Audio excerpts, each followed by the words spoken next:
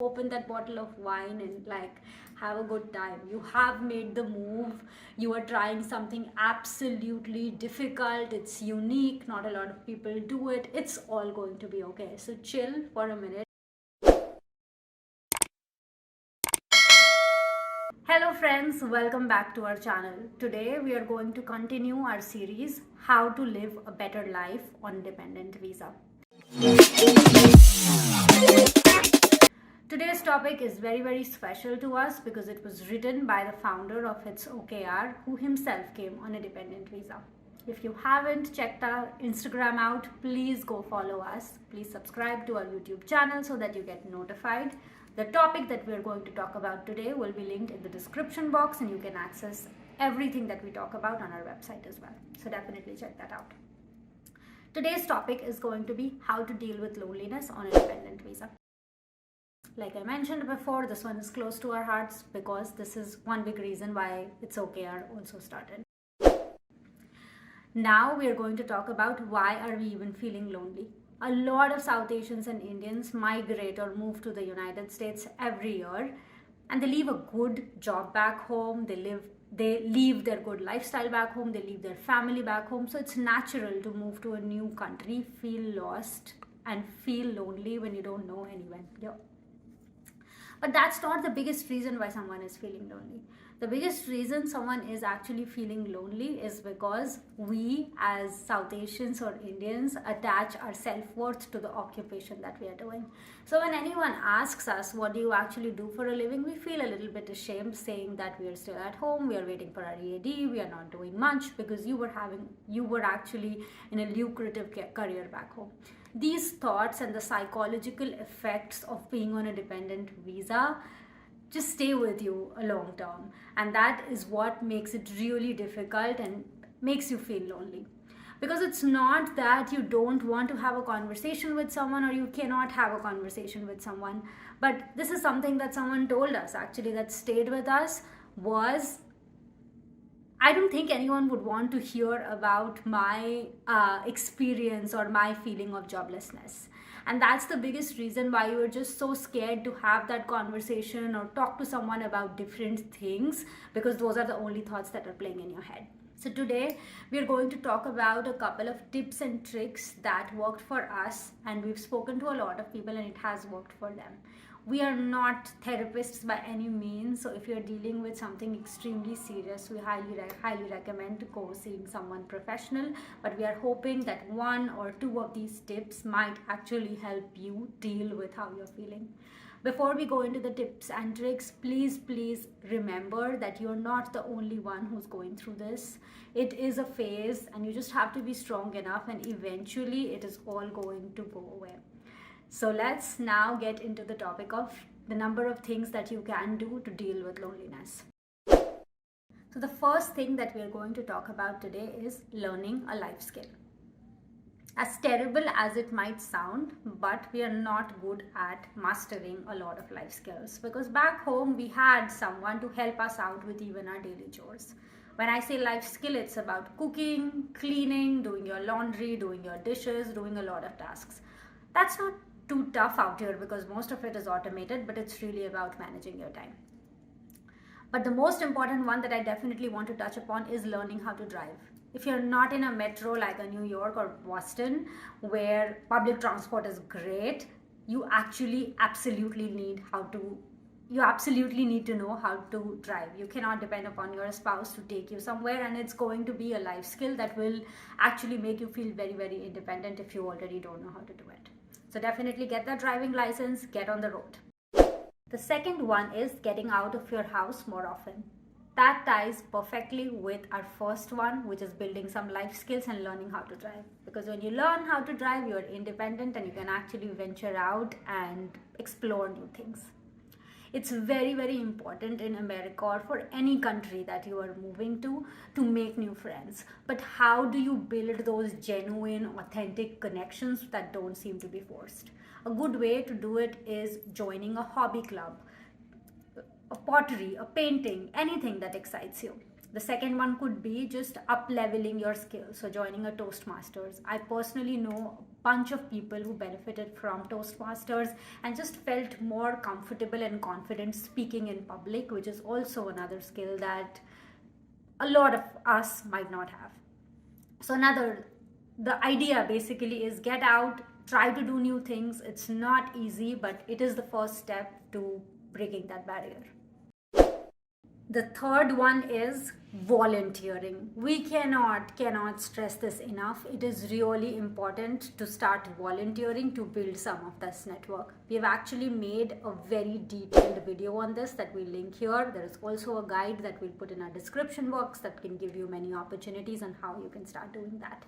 But the one thing that you need to know about volunteering is you do not actually need a work permit to start volunteering. All you have to make sure is that you're not getting paid and you don't end up joining the same organization once you get your work permit. The fourth one is certifications. We have 2 great certification guides on our website that we will link in the description box. But the idea of doing a certification should be to fill in the gaps in the resume. There is no point doing random certifications. It's not going to help you. What you should try to do is try and research on the kind of job that will interest you. Look at the skills that they're looking for and then try to smartly do those certifications. That's actually going to be a value add on your resume. The fifth one is finding mentors. It is really important to start making authentic connections in this country if you are looking to find a new job, if you are looking to move to the next phase of your career, or just having someone who can give you that neutral and objective guidance. How do you do that? Through all of the things that I just mentioned before. So if you're looking to pursue certifications as you're trying to understand and research about your job field, as you're going to that hobby club, or if you're joining Toastmasters, any of these places, try to find people who are in the similar field or in a different field and can help you do and provide you guidance. Another way of mentorship could be using LinkedIn. It's a really powerful tool. So example, there is a certain kind of job that you're super interested in. There is no harm reaching out to someone on LinkedIn and just trying to have a conversation with them to understand more about the role. Even though you cannot apply to that role immediately, you never know. In a couple of years, that person might actually help you get a referral or help you get a job there. So it's really important to start building that network and finding those mentors. The sixth one is reignite your passion. We are doing it through It's Okay Yaar, and you can do that as well. Basically, whatever you like doing, if you like to paint, if you like to write, if you like to speak in public, anything that you want to do, social media is a really powerful tool. Get away with those inhibitions and do it. What's the worst that's going to happen? Your channel will not have enough followers, will not have enough subscribers, but at the end of the day, you will know that you are more comfortable speaking in public, you are more comfortable building that network, and that is definitely an important skill to have. And at the end of the day, you are doing something you like. So definitely reignite that passion. We actually, if you go check out Instagram, we are doing a whole series on how I am building this, where we bring South Asian entrepreneurs who are going to talk about their journey. Hopefully that gives you some inspiration and you can reignite your passion while you're waiting for your work permit or you're able to get back to work. The seventh one is learning how to invest. It's really important to get to financial freedom. You need to know how to invest. What that means is you can start understanding the stock market here and start making sure. Start over, okay? It's okay. Go. The seventh one is learning how to invest. It's really important if you want to be financially free and financially independent one day. You can do that by just understanding and learning about the stock market, and start with something small. There are a lot of platforms right now where you can start small and understand how the market works here. If there is a big question that we get, that can I put money in the stock market if I am on a dependent visa? Yes, you can do that. So that's a great way to learn and understand how money works in this country. The eighth one is acceptance. As hard as it might sound, you just have to accept that this is a phase that you're going through and it's going to be over very soon. Either it's creating a long career gap for you, or it's just having that emotion turmoil. It's important to find those people who are dealing with the same thing and just accept that it's a little phase that you're going through, and there is a lot that you are learning in the entire journey, and you're only going to come out stronger once this whole phase is over. So it's really important to accept that there is a light at the end of the tunnel. The ninth one is see a therapist. If you've tried a lot of things that we have mentioned already and you're having a hard time accepting your situation, it's really important to seek professional help. There is no taboo in going and seeing a therapist, and trust us, it's not going to burn a big hole in your pocket because insurance here covers it all. So please go see that therapist, get that professional help, because your mental health is equally important. The last one is chill, you guys. Like, it's so important to just like take a minute, take a breather, enjoy your favorite show, explore the new country, just open that bottle of wine and like have a good time. You have made the move, you are trying something absolutely difficult, it's unique, not a lot of people do it, it's all going to be okay. So chill for a minute. I know that it sounds hard, but it's okay. This is the only time you're actually going to get where you can relax and just binge watch as many shows as you want. We hope that it's helpful to you. Some of these tips and tricks help you in your dependent journey.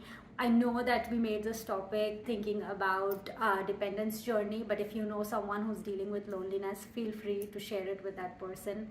At the end of the day, it's important to remember that it's not about keeping yourself busy, it's about discovering yourself all over again.